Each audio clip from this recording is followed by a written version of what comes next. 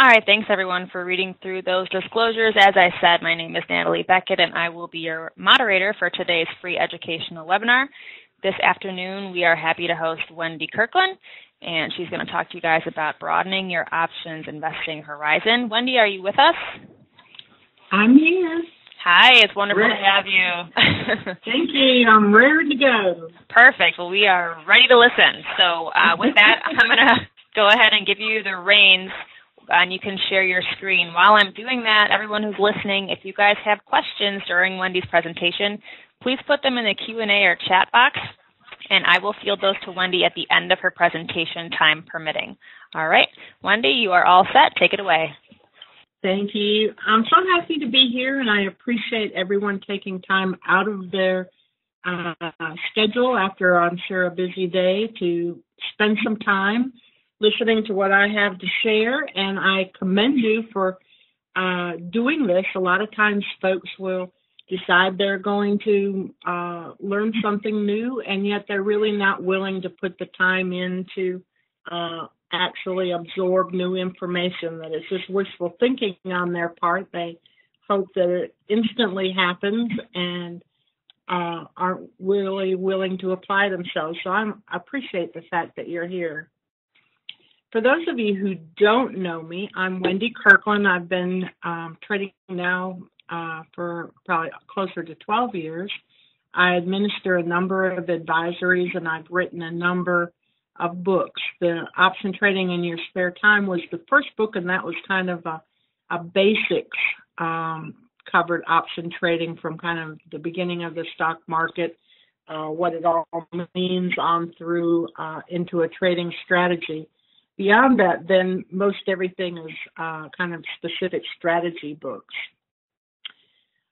All of us come to the market by different paths. That someone might have someone in their family involved, a dad or a grandfather. Others of us, it's education or our profession.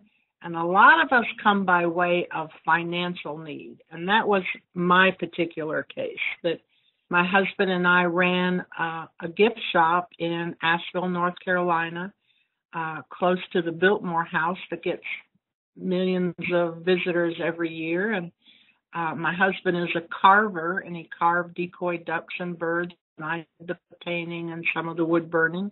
And that's how our shop started, and we owned and ran it for close to 25 years. And then in 2004,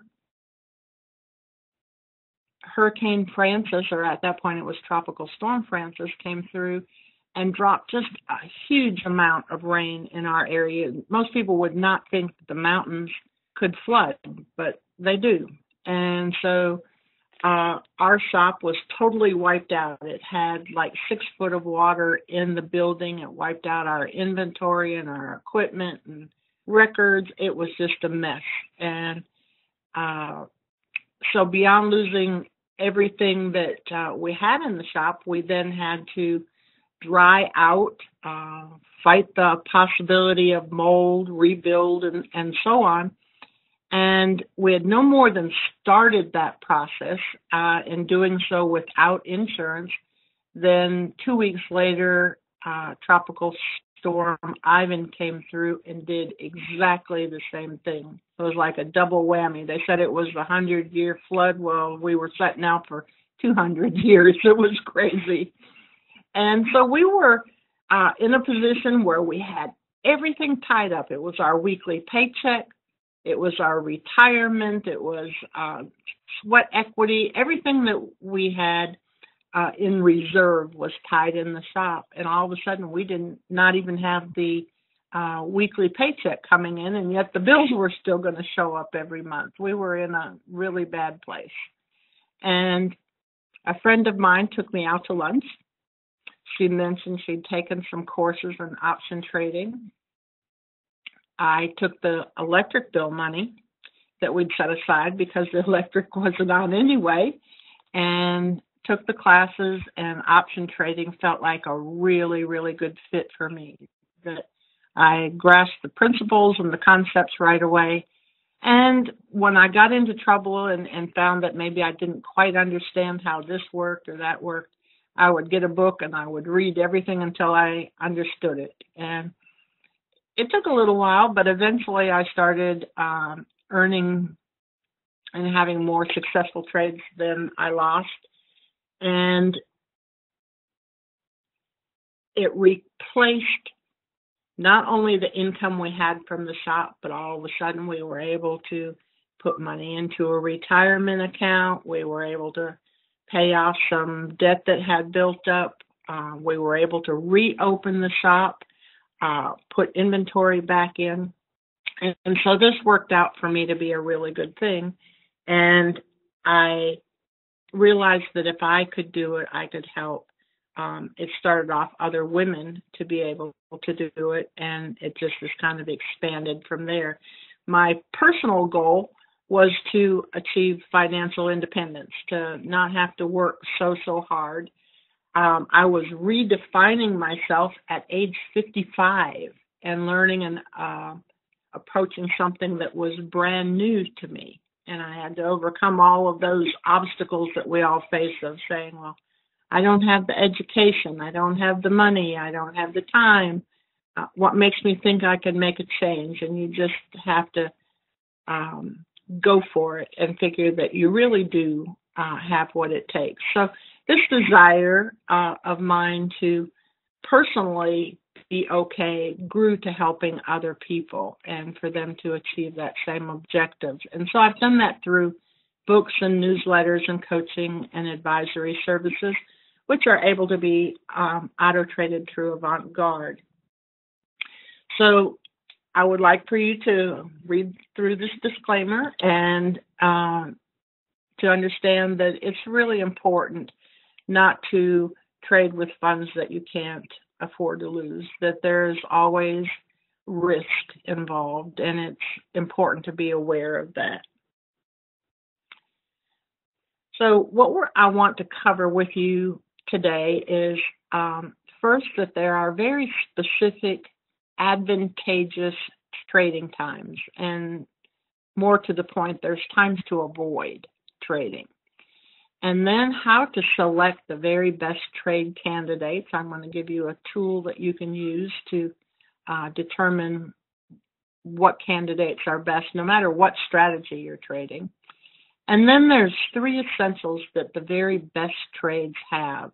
And that is to either recently have been overbought or oversold, to have formed a top or a bottom, and then had a trend reversal and a confirmed entry. So we're going to cover all of those points here, and I'm going to go fast, but you will have this to review tomorrow, like Natalie said. So we'll just go through it, and I'll know that tomorrow you can take your time if I go too fast on anything.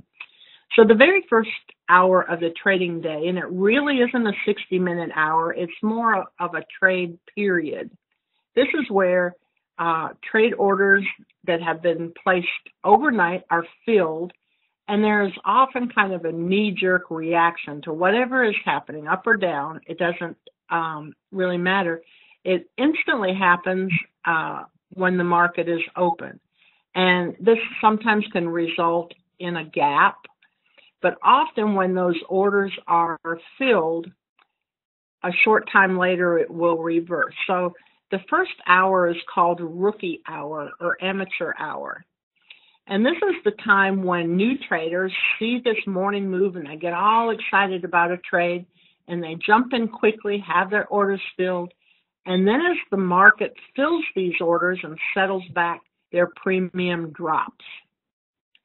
It doesn't mean that the market might not climb back up and move beyond the fill that they had, but it does mean that they maybe would have been able to buy at a lesser premium and as a net result then have gained more profit.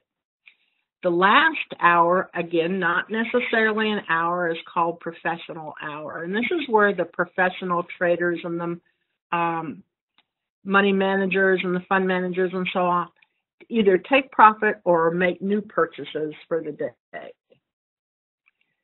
So from, let's say, 11:45 to 2:15 can be considered an extended lunch hour. And often during this period, stocks will slip a little and they will settle back as traders go out to lunch and before they return for the session. So it can work out if you happen to be in puts that day, that can work out to your advantage because often price slips a little bit more during that period. So we can kind of figure out then that the morning session can be from anywhere, say from 10 o'clock to 10:15 to noon Eastern time. And the afternoon session is between 1:30, 1:45 to 4 o'clock. The minutes, again, are not hard and fixed, but once you start paying attention, you will be able to see these areas where the changes take place. And we're going to look at a chart that shows this, and you'll be able to see the morning reversals if they happen, the lunch period, and then the end of the day.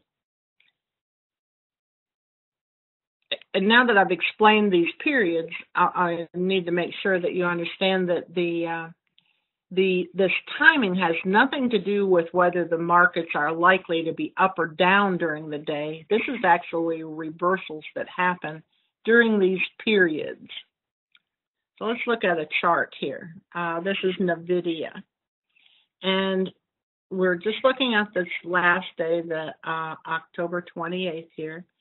And the very first candle here, this kind of doji candle, is the first. This is a 30-minute chart, so we're looking at the first half hour.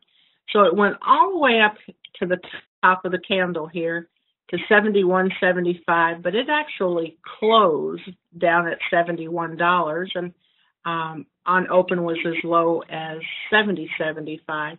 So if a new trader jumped into the market and had bought somewhere up here around 71.75, by the end of that half-hour period, it actually had dropped back to $71, and that's where it closed, and that's where the second candle started. So that if you waited until 10 o'clock, maybe 5 minutes after 10, you would have been able to have a better entry by 75 cents. And yes, indeed, it went back above, but had you bought right up there near the top, right at 10 o'clock and had purchased at 71.75, by the lunch hour, it had only gone up to $72. And so that is just additional move of a quarter. And where had you purchased down here at $71, that would have been a dollar move. If you'd bought an option that had a delta of, say, 50, you would have made half of that. And if you'd purchased several contracts, it would have been a nice trade just from the 10:30 mark up till noontime. So the afternoon session then pulled back, dropped down during the lunch period, continued down, and then leveled off right about where it opened for the rest of the day. And the last half hour, there was an additional selling that took it down lower than what the open was. But this goes to show you the changes that happen during the day, and they often happen at a very regular schedule. And so that you can be aware of this as you're getting your orders ready and sit and say, well, I'm going to wait and see if there's a reversal after this first candle. And if it's still heading up, then I'm going to get in. Or if it's still heading down or switches, then you decide what you're doing from there. So the second bit of information that I want to share with you is how you can come up with the very best candidates. And again, it doesn't matter what your strategy is. What you want to have is stocks or equities that are going to have big, consistent moves. And a very easy way to determine that is to apply an indicator called the ATR, which stands for Average True Range. And what that is going to tell you is when you put it on a daily chart, I've switched now from the chart before was a chart to a daily chart, it's going to tell you what the moves are per day as far as an average. Up or down, doesn't matter. And so we're going to be looking for average moves of about 2% a day. And so if we look here, this one is Alibaba, and I look across and I can see the price is $101. So 2% of that would be 202. And on the ATR down here, I can see that it's $2.15. So that would be a great candidate, and I would put that and create a list. Alibaba is on my list. It has nice moves on a consistent basis. And I would run through the stocks that I'm interested in and check to see what their ATRs are. And that way I can form a list that I run through then to look or apply my other indicators to for whatever is in my strategy. I'm going to show you a pattern when we get through with this that I use regularly. But whatever strategy you're using, this is going to give you a great list to be selecting from. All right, here's another one. This is NVIDIA again, and its daily chart. I can see that its price is $70, so that would be $1.40. Its ATR is $1.68. So again, this would be a great candidate to have on my list because its average move is over 2%. Now, along the way, I have figured out that a 2.5% to 4% move in price will often work out to be a double in a weekly option premium. So even if it didn't move 2% in a day, it only moved 1.5%, and then it moved 1.5 or 2 the next day, this is going to be a great candidate that is very likely to prove to double its option premium in the time period that I choose to hold it. I have also figured out that a 3 to 5% move in price is apt to work out to be a double in a monthly option premium. So this, again, just gives me a great candidate list to apply my strategy to.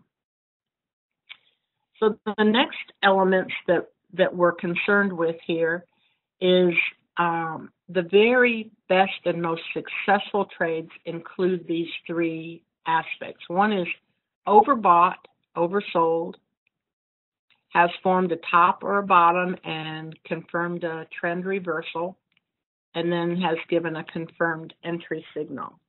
So a very simple way to determine overbought or oversold is to apply a CCI indicator. This is, some traders maybe would use RSI, Relative Strength Index, or maybe they use Williams percent R. CCI is very, very clear, and again, this is a 30-minute chart. It's Goldman Sachs, and CCI stands for Channel Commodity Index, and it's very, very easy to read. I wrote a little book or pamphlet where I called these fins, like fish fins, dolphin fins, shark fins, and the green ones here at the top show overbought. The brown ones here at the bottom show it to be oversold, and price often swings from being oversold to overbought, and then back down again to oversold, and then eventually back up again. And so I use this as far as a trend reversal as to when the lines cross up over the minus 100 or down below 100 from overbought. And you can look up here and so clearly see if we look here at August 29th, we have a move up above minus 100, and it just flows steadily right up into being overbought. Then it slips down just a little bit, flattens out, and heads back up. And you can see this right here in the price that started heading up. This right in here on the 31st, flattened out for a day, but that is the area where it first hit overbought, and then popped up again for another little rise, and then it dropped all the way back down again to the previous low to become oversold again, flattened out for a day, dropped further to test it, and then ended up changing and reversing and heading back up again and becoming overbought again, and did it, rose, came down and tested a little bit and rose again. So you can look at a specific stock's chart and kind of see what's normal for it and the way that price moves. In this case, you can see that oftentimes things happen a couple times, that you have a period here. There actually was 3 little blips from the 25th to the 29th of being oversold, and then went to overbought, tested that, tried again, popped up a little higher, then finally pulled back, popped up, tested that, came down and challenged it, and then popped up again to become overbought once more. And so this is just a very, very clear indicator to show those levels of being overbought or oversold. This is another time frame. The previous chart was a 30-minute chart. This one is a 60. This is Home Depot. Again, you can see that we have the lower fin of the CCI.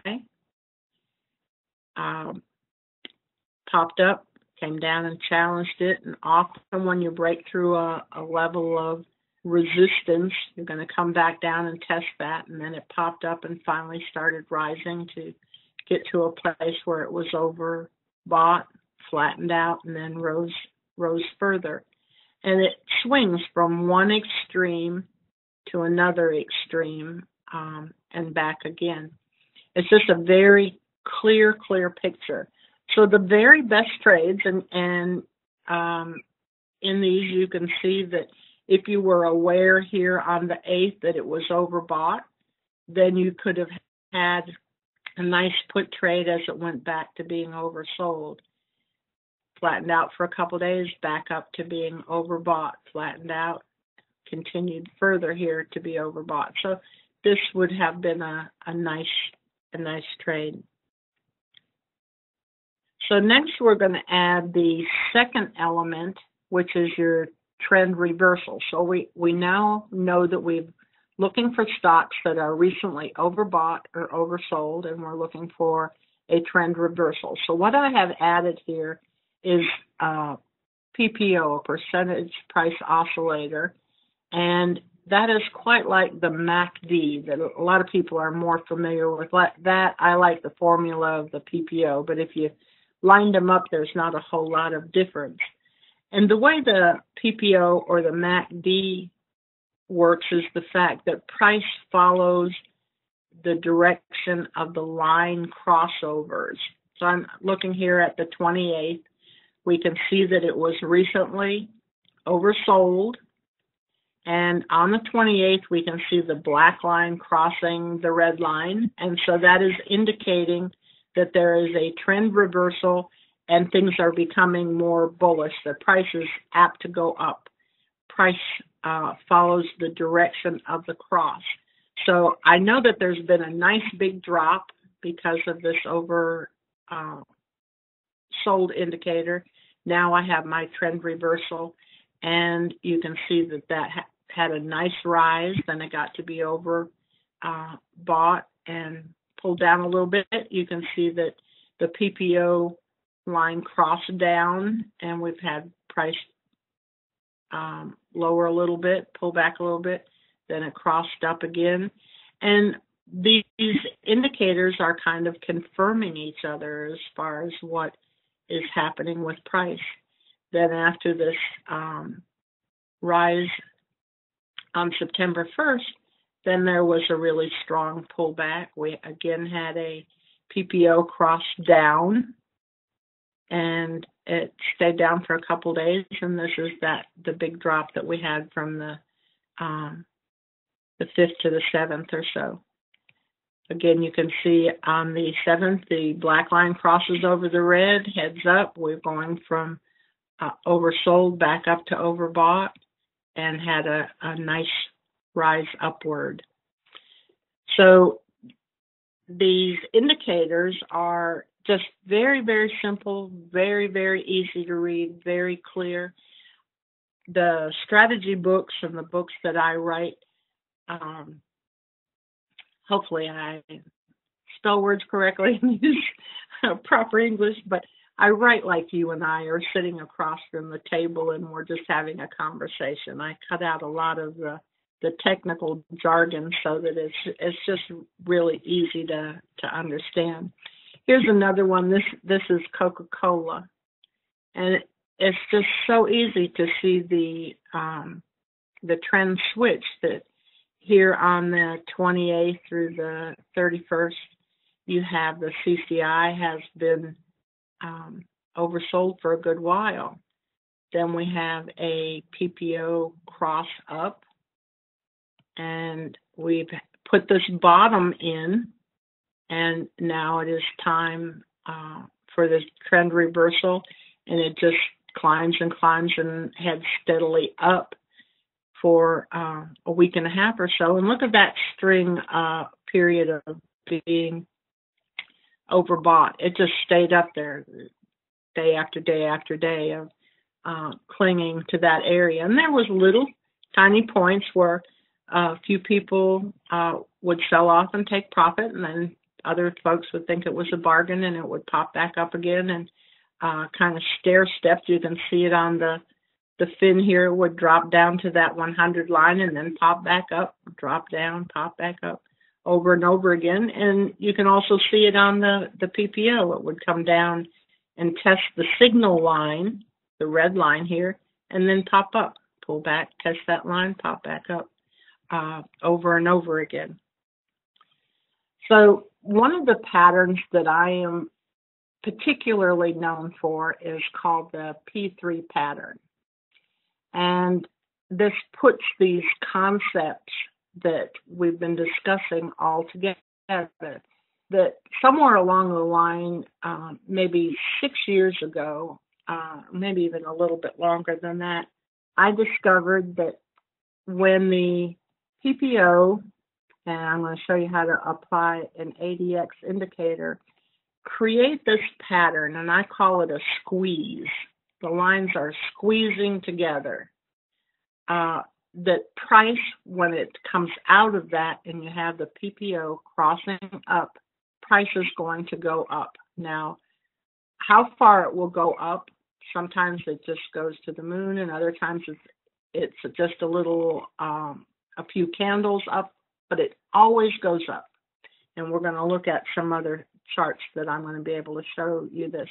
It was years afterwards that I was finally able to distinguish and figure out a squeeze pattern that was going to show when a stock was going to drop and be able to see that ahead of time. Okay, here's how you're going to set this up. So we have our CCI is on the chart. We still have the PPO. Underneath it, we have put an ADX line, and that stands for Average Directional Index. Some charting services list it as a DMI, I think. Maybe that's Directional Movement Index or something, or Momentum Index. I'm not sure exactly, but ADX anyway, Average Directional Index. Put that under the PPO. These two indicators have nothing to do with each other. And I kind of think that I spotted this or noticed it playing out and forming because of the artist nature that I have, that this didn't have anything to do with financials or how an indicator, the percentages or the numbers that's used to create it. This is a visual indicator that when these two lines come together, when whether you think of this as a woman's waist or whether you think of it as the area in a guitar or whatever, when the lines come together, and sometimes it's really, really tight, and other times it's a little wider, but when they come together and then you have the PPO line cross over the red line and the ADX kind of push away from each other, price is going to go up.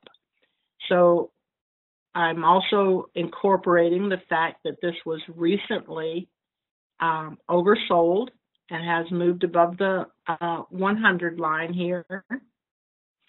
So I've marked that as being the oversold area and the reversal above the 100. And entry is after the PPO cross up, that's your trend change. And so I've marked that to be on the 26th of October. And then we had the pop up and exit then as soon as there's some weakness. Often on a gap, I will sell after the open because there often is a reversal there where some of that is given back. And I just figure that it's when you have a gap, it's a present. It's a gift. You say, thank you very much. I'm out. I'm gone. And it did go a little bit higher. It didn't squeak every penny out, say. But then after that, it flattened out and then it dropped. So that was a satisfying trade. And you can see on the CCI that it went to an extreme. And after that first candle, then it started sloping down. So here's another example. And now I'm sure I don't even have to point out where the squeeze is. Your eyes are going to pick it out right there on the